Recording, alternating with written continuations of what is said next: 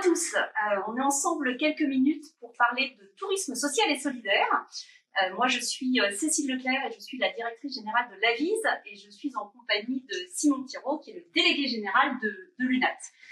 Pourquoi on est ensemble? Parce que l'Avise vient de sortir un dossier sur le tourisme social et solidaire et du coup on avait envie d'échanger sur ce dossier rapidement. L'Avise, c'est une agence d'ingénierie qui accompagne le développement de l'économie sociale et solidaire et de l'innovation sociale. On est une association positionnée au niveau national et concrètement, on va produire des outils, des cartographies, des dossiers thématiques, des guides pour vous aider, vous, qui avez envie de vous lancer dans l'économie sociale et solidaire, dans l'entrepreneuriat social, à vous lancer grâce à ces conseils et ces bonnes pratiques. On va également être un acteur qui va animer des communautés d'acteurs de l'accompagnement qui sont présents sur les territoires et qui vont pouvoir vous accompagner dans le quotidien de votre projet. Et donc, dans ce cadre-là, on est un acteur généraliste de l'ESS, mais dans ce cadre-là, on s'intéresse régulièrement à des filières, à des secteurs d'activité, et donc on s'est dernièrement intéressé à la question du tourisme. Si vous voulez retrouver l'intégralité de nos outils ou des autres dossiers sur des filières, vous n'hésitez pas à aller sur le portail avis.org et à vous abonner d'ailleurs à la newsletter pour trouver l'ensemble de ces dossiers. Donc on l'a fait en partenariat avec l'UNAT, ce dossier, qui pour le coup est un acteur qui n'est pas généraliste, mais un acteur expert. Et pour vous dire un petit peu, si vous avez envie de vous lancer, quels sont les enjeux, quels sont les acteurs qui accompagnent et qui financent les projets de tourisme social et solidaire, de quoi on parle quand on parle de tourisme social et solidaire, quels sont les labels, quelles sont les certifications, et vous inspirer aussi en vous présentant un certain nombre d'innovations sociales dans ce secteur-là. Je vais peut-être dire deux mots avant de questionner mon partenaire de ce que nous, on entend dans le dossier par tourisme social et solidaire. On parle vraiment donc, du tourisme, de l'économie sociale et solidaire. Donc ça veut dire que ce sont des projets qui intègrent les piliers qui définissent l'ESS, donc qui intègrent l'enjeu du partage du pouvoir, des enjeux de gouvernance démocratique, quel que soit le statut du projet porté, que ce soit une association, une mutuelle, une fondation dans le tourisme, je sais pas, mais ou une société commerciale qui aurait un agrément du coup d'ESS. Donc partage du pouvoir, partage de la richesse. Donc c'est des projets qui intègrent des enjeux de lucrativité limitée et de partage de la richesse, et qui intègrent bien sûr des enjeux d'utilité sociale au sein de leur projet. Et dans l'utilité sociale, au sein du tourisme, je fais un raccourci, mais je pense qu'on peut distinguer trois enjeux d'utilité sociale majeurs portés par les projets. L'enjeu vraiment du tourisme social au sens accessibilité de tous au tourisme. L'enjeu du tourisme équitable, et donc comment est-ce que le projet touristique il va vraiment intégrer les intérêts du territoire, le développement économique local dans son projet. Et les enjeux de tourisme durable et comment le projet il intègre vraiment une réflexion et des actions sur son empreinte écologique au sens large. Et donc c'est de ça dont on va parler dans le dossier. Peut-être trois exemples rapidement qui sont présents dans le dossier pour être un peu concret.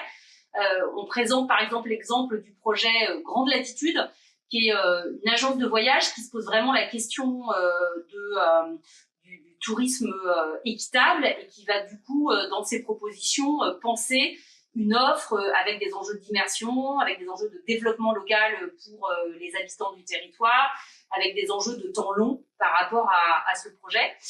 Peut-être citer, on avait le centre plein air Latu dans la Vienne, qui lui est un projet très intégré où on va partir au départ du MJC qui a une activité de kayak et qui va penser derrière l'activité finalement du village dans son ensemble, des enjeux de réhabilitation du village, qui va intégrer une ferme pédagogique pour du coup contribuer à la restauration de l'activité de tourisme elle-même, qui va intégrer du coup un chantier d'insertion et qui donc va vraiment être en capacité d'avoir un projet très très intégré de tourisme.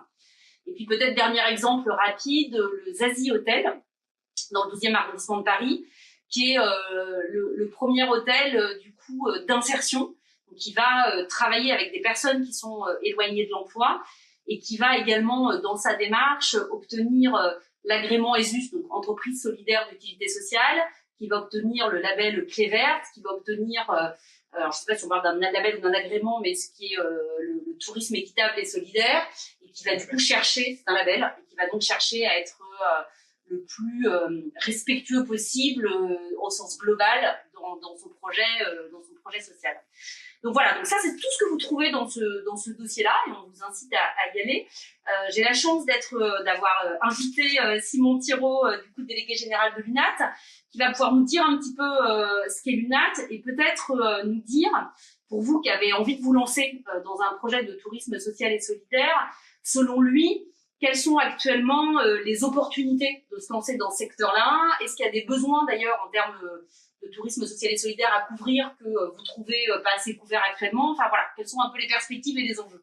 Merci beaucoup pour l'invitation et pour ce travail très complet. Ce dossier, j'ai pas beaucoup de choses à ajouter sur la présentation de ce qu'est le tourisme de l'économie sociale et solidaire.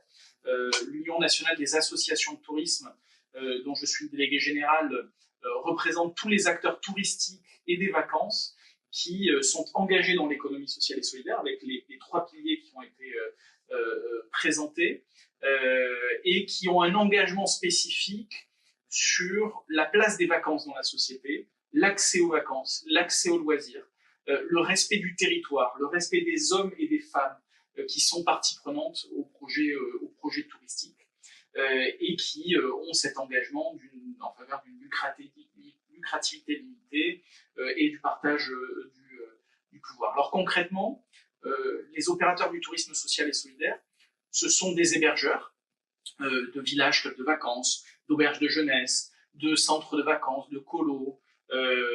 Ce sont des organisateurs de séjours pour les enfants et les jeunes, pour les personnes en situation de handicap, ou même pour pouvoir partir en vacances dans un cadre équitable, avec des voyages peut-être plus longs, en partenariat avec les communautés locales. Donc c'est une vraie diversité d'acteurs, un écosystème très varié où coexistent des modèles très différents et où chacun peut aussi du coup inventer son modèle. C'est ça qui est très intéressant. On va retrouver des enjeux effectivement sur comment construire des propositions de séjour et de vacances qui soient accessibles au plus grand nombre, c'est-à-dire avec une tarification la plus juste et la plus équitable possible, qui s'insère au mieux dans un territoire, donc qui respecte le territoire, et je reviendrai sur ce point-là, et puis qui va chercher à avoir une valeur ajoutée beaucoup plus importante. Ce point-là, et c'est un des enjeux, on l'a vu sur ces derniers mois, il y a une envie de pouvoir partir en France, de redécouvrir notre pays, de partir en vacances dans les territoires. Il y a un tourisme social et solidaire pour 50% des établissements qui accueillent 6 millions de vacanciers chaque année. Ils sont dans des petites communes et ils vont chercher à créer de la valeur, notamment en étant ouverts le plus longtemps possible. Sortir d'un schéma où on pourrait être ouvert 3 mois par an en cherchant un maximum de rentabilité pendant 3 mois. Là, la logique de notre secteur, c'est essayer d'aller jusqu'à 9, 10, peut-être même 12 mois d'ouverture dans l'année, parce que c'est quand on est ouvert le plus longtemps possible qu'on a un impact en termes d'emploi, en termes de circuits courts, en termes d'artisanat et de commerce local. Alors que quand on est ouvert quelques mois dans l'année, c'est évidemment très très différent. Et ça, c'est la philosophie principale du tourisme social et solidaire, c'est chercher à créer de la valeur dans les territoires en élargissant les saisons et les accueils, et aussi en mixant les publics qui sont accueillis. Parce que les vacances, c'est un temps de rencontre et il faut aussi pouvoir rencontrer des gens différents. Et c'est tout l'objet dans un même établissement de pouvoir travailler à l'accueil de publics scolaires, seniors, personnes en situation de handicap ou familles qui ont envie de se ressourcer. Donc un réseau très divers, où plein de modèles coexistent, et comme ce qui était présenté dans l'un des exemples dans la Vienne, souvent très intégré dans le territoire, avec une polyactivité, et c'est pour ça qu'on peut rentrer dans le domaine du tourisme social et solidaire par plein de moyens. Soit c'est un projet que vous portez en tant que tel, soit peut-être que vous avez aujourd'hui une autre activité, que vous êtes implanté sur un territoire où il y a un enjeu touristique, et que vous vous dites qu'avec votre activité, vous pouvez créer quelque chose. Eh bien, je pense que dans le secteur du tourisme social et solidaire, vous pouvez trouver le cadre pour développer tout cela. Intéressant. Ce que vous me disiez aussi, juste en termes d'opportunités, avant ce live, c'est que je pense qu'on a face à nous des gens qui ont envie de se lancer peut-être dans une activité, mais peut-être d'autres qui cherchent à travailler dans le tourisme social et solidaire, et que cet été, il y a accessoirement un petit peu d'emploi pour les uns et les autres s'ils souhaitent... Pour donner quelques chiffres, 6 millions de vacanciers accueillis, 22 millions de nuitées, 1,2 milliard de chiffre d'affaires et 1600 établissements partout en France.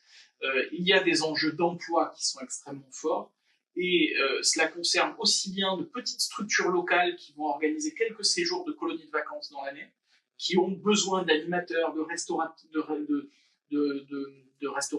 de cuisiniers, de personnel en général, mais également les grands opérateurs de villages vacances comme VVF, que tout le monde connaît, ou même d'autres opérateurs comme l'UCPA, qui sont dans le secteur du tourisme social. Donc, de la plus petite des associations jusqu'à la plus grande des structures, il y a de véritables enjeux à trouver sa place dans ce secteur-là, soit en lançant son projet, soit effectivement en y trouvant un emploi et en s'épanouissant finalement dans ce secteur-là. Et alors maintenant, si vous voulez vous lancer, nous, on avait envie de vous dire, il est très important de se faire accompagner.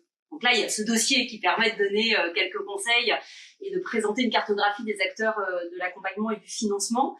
Ce qui est sûr aussi, c'est que vous trouverez sur le portail de l'Avise un certain nombre d'outils généralistes, donc qui ne vont pas être dédiés au tourisme, en revanche, qui vont être dédiés aux porteurs de projets d'économie sociale et solidaire.